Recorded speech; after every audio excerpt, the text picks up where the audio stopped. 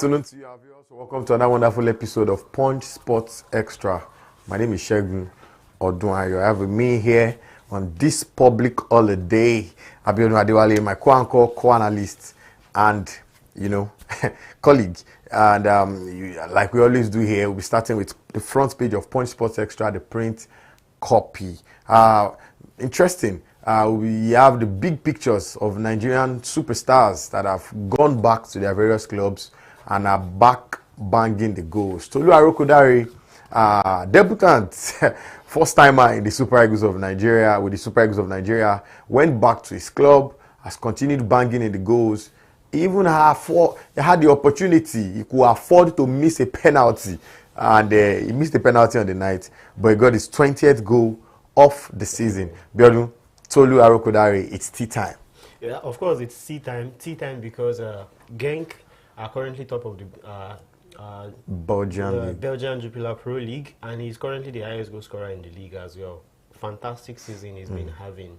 And yesterday was just one of those days for him in the office as well. One of his teammates had initially missed a penalty. A few minutes later, he missed things as well before... penalty missing galore. So before he scored the only goal of the game. What makes this whole thing interesting is just that some days ago they were in the camp of the national team and the goals failed to come. The goals failed to come, and we started seeing things on Saturday. In fact, Victor Boniface had to tell us, please be patient with me, the goals will come. So, but then, at club level, it always comes. But if you have to compare, you just want to say that at club level, you do it week in, week out. At national team level, you need some level of staggered consistency to be able to deliver at the national level too, such that when you come in March, you are able to deliver. Come 3 in months September. later, you come in June, you are also able to deliver. By September, you are coming again, you must be able. So that's the kind of staggered consistency. But we don't get that too often, I guess. Because Moses Simon was equally scoring. You mentioned Victor Boniface, he scored on Saturday, scored a goal, even scored another one, but it was ruled out for offside. Just shows you that the man is on fire. He's on fire. Or our men are on fire, rather. And it's even funny that Cyril Desas, too, who was also snubbed during the international break, has been on fire despite being snubbed by Rangers. Maybe he could have added some spine to our attack in those games too. And if you talk about players who continue to consistently deliver during the international window, I don't think we have more than 3 of them in the current national team. Like you are sure that when they come in March, they will deliver. If they come 3 months later, they will. So I think it's something to be a little bit worried about, rather, especially when we are selecting player based on current form. And just yesterday too, we had one of our boys too, relatively unknown abroad, a Lagos-born forward, Rafiu Durosimi, who also scored a brace for Victoria Pleasant in the yes, that's on the front page as well. I mean, it's talking about stories on the front page and also intertwining with Nigerian boys that are doing well. Cyril Desas was hailed by his manager for a fantastic performance. I mean, you just made mention of him now. Interestingly, he's on the front page. Cyril Desas, I don't know why he never really comes into the Super Eagles setup for whatever reason, because we don't really have many guys that are banging in the goals for us up front. Only steady name is Victor Osimhen. Every other person up front haven't been too regular. Probably for Ademola Lookman, who had a great AFCON and even post-AFCON, still getting his assist. But as for the goals per se, who knows? Desas might be the missing link we've been looking for. Especially when we are looking for options, maybe to pair up. When Osimhen's legs are tired, you need to throw in someone into the game. To get in those 15-20 minutes. Largely depends on the coach too. I won't be surprised too by June if we are playing in some friendlies and he gets an invitation again. That was the same thing they did with him last match. When he scored in a friendly game against Ghana, I think. So, but for Cyril Desas too, at the age of 29, 32, he's banging goals at the moment, but he doesn't look like a player that will be in his prime in the next 3 years or so. So if I was him too, I'll probably just be looking away and concentrating on club football. Even at club level, his manager will come out this week to say Desas is a great working guy that you can work with and all of that. Next week, one Rangers legend will just come out and say, this guy misses a lot of chances and all Shouldn't be him. But if you look at him very well, he's one of the most important players in that team. Without a doubt. In the last 2 seasons. Without a doubt. Very quickly move on to another subject matter on the front page. Kylian Mbappe is glad he has equaled Cristiano Ronaldo's record. Albeit with more games, Cristiano Ronaldo scored 33 goals in 35 games. Kylian has equaled 33 goals, but in a little over 40 games. I mean, Kylian Mbappe, I was a very big critic of him at the beginning of the season because, like I said, he was giving Eden Hazard vibes. Somehow he came to the party, has 22 goals in Laliga this season. Of course, top on that list is Robert Lewandowski with 25, but with 22 goals and a stretch of games to go. Who knows, these guys may be going 35, almost 40. But for Kylian Mbappe, 2 months ago, he was not in the Ballon d'Or discussion. It was all about Rafinha, it was all about Salah. But if you look at football today in the world, Kylian Mbappe is now back in contention. No Salah at the moment because he's out of the Champions League. Rafinha, 13 or 14 goals or so in La Liga. And who knows what may happen to him if Barca's chances are blown away. Then it will be Kylian Mbappe, probably Ousmane Dembele, probably Harry Kane. But somehow, Kylian Mbappe is back in reckoning. He's gradually getting into the conversation of the Ballon d'Or. Good for him. For a player that had a slow start to the season, changing clubs was never going to be easy. And with all the controversy that trailed his transfer too, they were owing him some about £50 million at PSG. There were court cases here and there, but he had to move. He had to rise above all of that and concentrate on his Madrid career. But things didn't really start well for him. Those criticisms were enough to kill a player, but then the kind of mentality that Kylian has is what we are seeing now. He has been able to rise. At the French national team too, don't forget that he was having challenges too. At some point, they had to excuse him from national team duties for him to fully concentrate. And this is just between November and this month. So in 5 months, look at the transformation that he has had when he had the time to concentrate on Real Madrid. And he was back in the French national team setup during the international break too, wearing the captain's armband, not scoring but doing the Lord's work and delivering as well. So big one for him, and to be mentioned now alongside the name Ronaldo in terms of record. It means a lot too, with more games still to come for the season. First season and you are scoring as much as 33 goals, scoring as many as 33 goals, I mean, shows that indeed you are giving a marquee performance despite being called a marquee signing, backing up name with performance. Sometimes the guys come with the big names, never perform on the big stage, especially when the big boys, the big clubs are talking about delivering. But hey, at the moment, his goals are doing the wonders. Look at his free kick at the weekend, grabbing all 3 points against Leganés. I mean, it just shows you that the man is perhaps living up to expectation. And who knows, he may still have more goals in his boots as the season is getting to its most important stage. Score a goal in the semi-final of Champions League, score a goal in the Champions League final, and Rio Ferdinand may be somewhere calling your name again. Mbappe, Mbappe, Mbappe, Ballon d'Or, Mbappe, like it happened to Vini Jr. last year, even though that didn't happen. Very quickly, we're going to be talking about transfers sitting on the front page this morning. Chelsea have once again launched another bid. They are known for launching bids these days. 25 bids these days, I beg your pardon. £29 million for the young Simeone, the son of Atletico Madrid manager Diego Simeone. What do they need him for exactly? They say he's a Premier League material. Because he had launched, we know them. These days they don't launch bids. It's the work of scouting. So for them to have seen him and say, this guy is a Premier League material. They have their eyes on him. We advise him to leave the tutelage of his dad. Why not? Right now. Being the tutelage in the form of that he is. I mean, his dad probably trying to, mold him. Yeah. Being the tutelage of his dad sounds like comfort zone to me.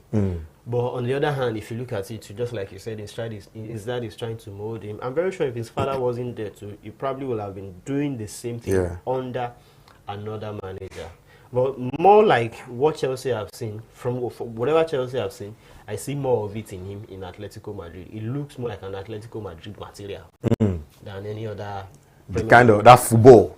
That's those exactly. soccer so, but for him, this season is going to end. I'm sure the clubs will keep calling for his signature. So it's up to him to decide where he wants to play next. But then, if he still wants to continue at Atletico Madrid, it looks like a perfect fit for their project there.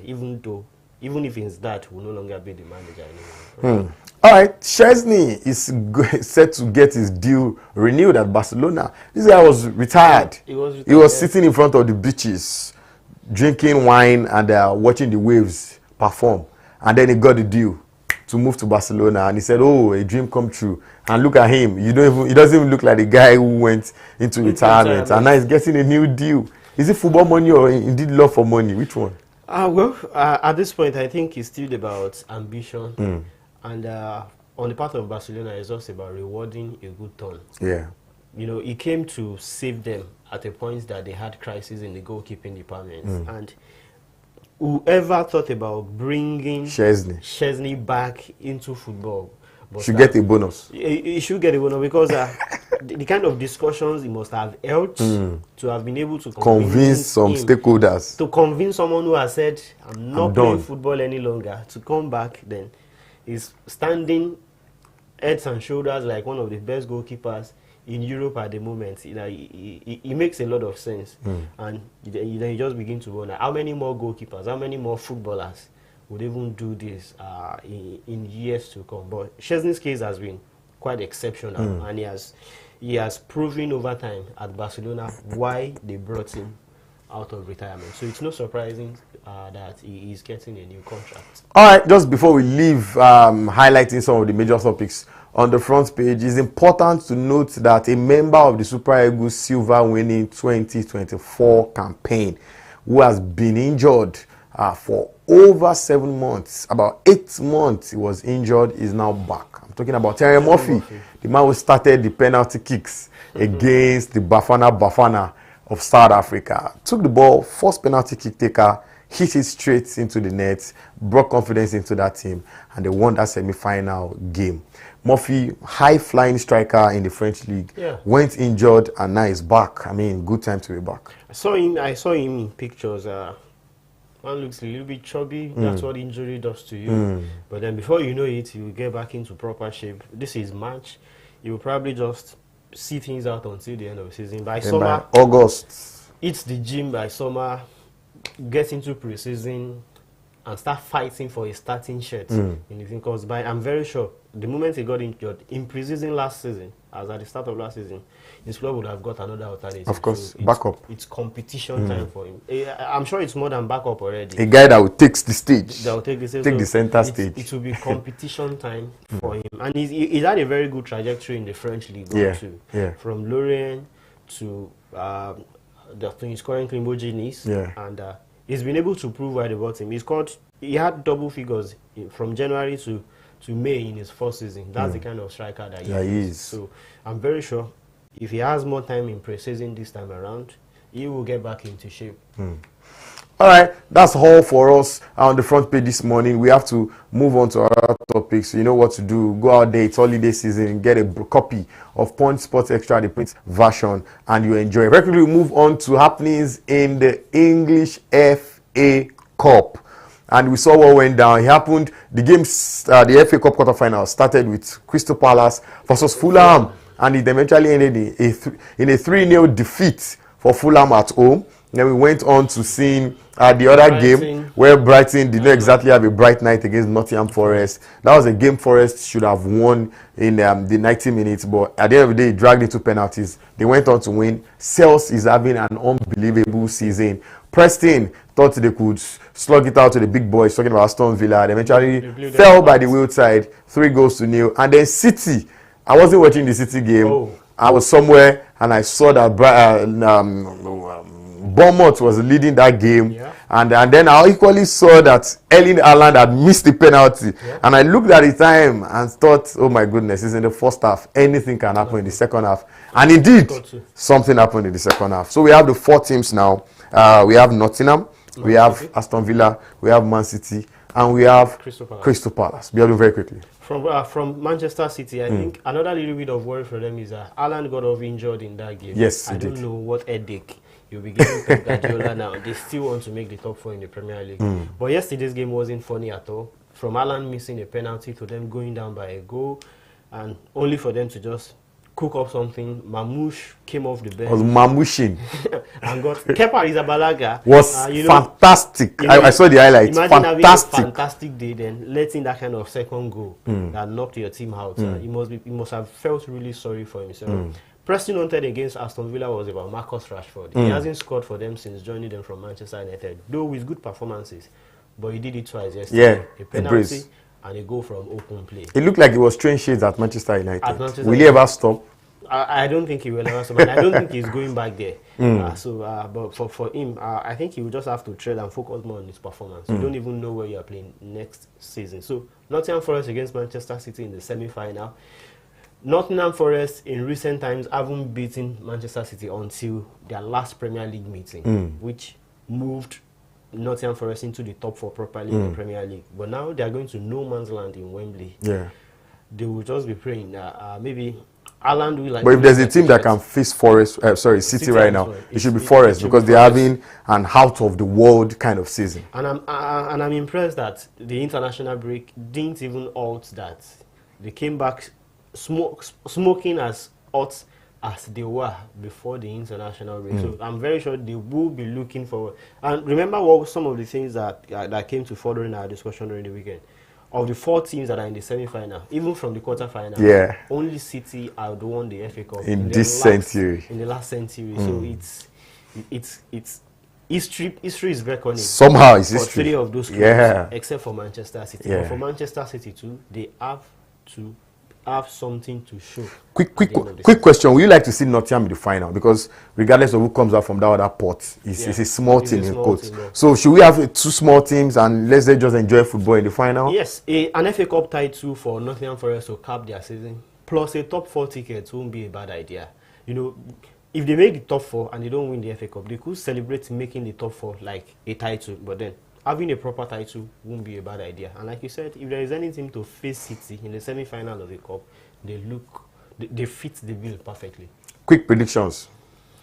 Final, Nottingham Forest and Aston Villa. So Villa is defeating Crystal Palace. All right. It will be interesting for me. I just want to see 2, in quotes, small teams. Let's just look at these guys do it. And I would have loved Fulham in the final. I think the last somehow. time I saw something like that was Wigan against Manchester City. Yeah. The old Manchester City. Yes. Not, I mean, let's just have. It was the new money Man City as well. They were just coming up, you know, not the Elano guys, the guys then of the Manchester City back then. Personally, I think I want to see Nottingham Forest in the finals. We have 2 Nigerians there. I'd have loved to see Fulham in the finals too. Yeah. I mean, that would have, 100% giving us. But they had a bad game in that. Very bad game. So, Ola Aina had a fantastic game at the weekend. It will have been very interesting if we had the other guys, Bassi and Iwobi as well. But hey, we have to move on now to talking about other leagues. And let's quickly move on to La Liga. Yesterday, Barcelona destroyed, oh my goodness, humiliated their opponents with another man on fire, Robert Lewandowski, scoring a hat-trick. That free kick, a brace, I beg your pardon, a brace. Yeah, it was on 33 goals before he got a brace. He got a brace. That free kick deflected. Lamine Yamal's free kick deflected off the Girona defender into the net. And of course, we spoke a little bit about Kylian Mbappe earlier. But for Real Madrid, they went on to win 3-2. I mean, they were leading some minutes into the game, and then they started trailing almost 5-10 minutes after, and then they came strongly in the second half to win. For Atletico Madrid and Diego Simeone, they are indeed the nearly men, because they just never get it. In a game that they should have won and then keep up the pace with the boys up there, they drew, lost 2 points, gained 1. If that happened another time after this, they may officially say bye-bye. Now, it's almost bye-bye, but it's not 100%. But you do another error like that, they are gone very quickly. So, like I said, it's still a 3-horse race in the Spanish La Liga. The only thing that I'm afraid, the only fear I have for Real Madrid is that Barcelona are in the form that you don't want them to be. They don't look like they will be dropping. They have a game in hand. And they have a game in hand too. So it's still advantage Barcelona. Yeah, of course. Real Madrid can just keep chasing We know where their strength lies, so running to the title might be really difficult. But I'm sure one thing that gives me a little bit of confidence about Barcelona is their manager too, Hansi Flick. These guys knows how to flip the stories around. All right, in Germany, the support remains the same. Vincent Kompany may be on to getting his his first major trophy for Bayern Munich, and of course for Hurricane as well, because a win for Vincent Kompany is a win for Hurricane. It's a bigger win for Hurricane. It's a bigger win for Hurricane. Man has never ever won anything in his life before. Despite the many years of scoring. He even lost the first cup game for Bayern. His first game for Bayern, I mean his first trophy. He lost it. I mean, the man will have needed a lot of support after that. And then he's followed very quickly by the current champions of the German League, German Bundesliga, Xabi Alonso, Victor Boniface, Patrick Schick, and the likes. And quick one, both of them won. Expectedly, Bayern won through it to Leverkusen won as well. Still hot chase there, do you think? Not hot to me, but he still. I'm very sure Bayern Leverkusen at the back of their minds know that they are not catching up with Bayern Munich unless something unthinkable happens to the Bayern Munich team and they capitulate totally. It's football. I mean, anything can happen. But Bayern Leverkusen, I think at this point, they just have to keep up the pace with them. And I'm particularly glad that they are still in the German Bundesliga race, giving Bayern Munich a run for their money as well. But to me, if it comes to the title chase, it looks like Bayern Munich will be easing through the finish line eventually. And Leverkusen might not just, they will just have to do something. They've done something incredible last season. But this time around, in second place, it looks like the best thing they will be able to get out of that league. Sorry, Biodun, very quickly, just to go back to the La Liga analysis. The game in hand had actually been played. The Osasuna game in hand that Barcelona had actually been played on Friday. On Thursday or Friday. On Thursday or Friday, yes, immediately after the international break. So they have same points right now. They just need somebody to falter. Barcelona needs Real Madrid to falter. Real Madrid needs Barcelona to falter. Let's see what happens. And there's still the El Clasico remaining. The second level, many people are already giving Barcelona for whatever reason. So a game in hand for nobody now. Both teams are on the same number of points. Now it remains to be seen what happens, because Real Madrid are actually chasing Barcelona, who have a 3-point lead at the moment. But when we move over to Italy, and there was a very jubilant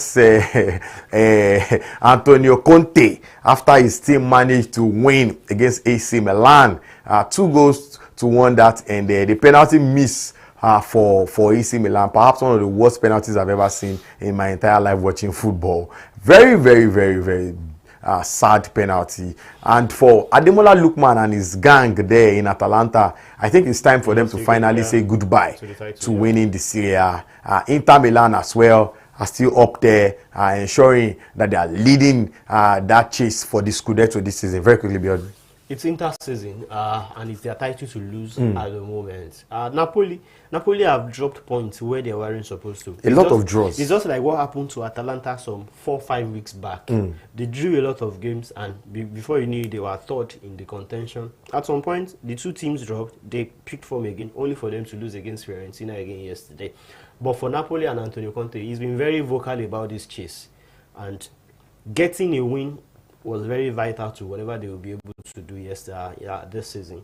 But eventually, Inter Milan are not dropping the bar too, and it's just going to go on like that. Maybe until Inter Milan blinks, Napoli and Antonio Conte will be able to. And for Napoli to be back in contention, it shows that Conte has really done his homework. His homework too, while taking over the team. He knew what he wanted, and he's been really charging. So let's just see how things end there. All right, very quickly move on to the final topic of the day, the Nigerian Premier Football League, where Remo Stars is leading with 8 points. And again, attend.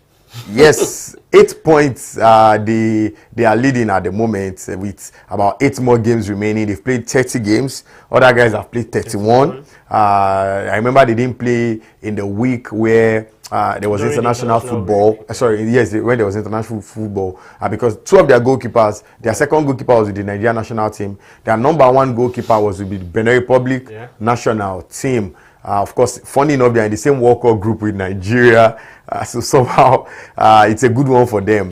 But yes, 8 points with a game in hand, 38 game season, 30 played, 1 remaining. 8 points ahead of Lobby Stars.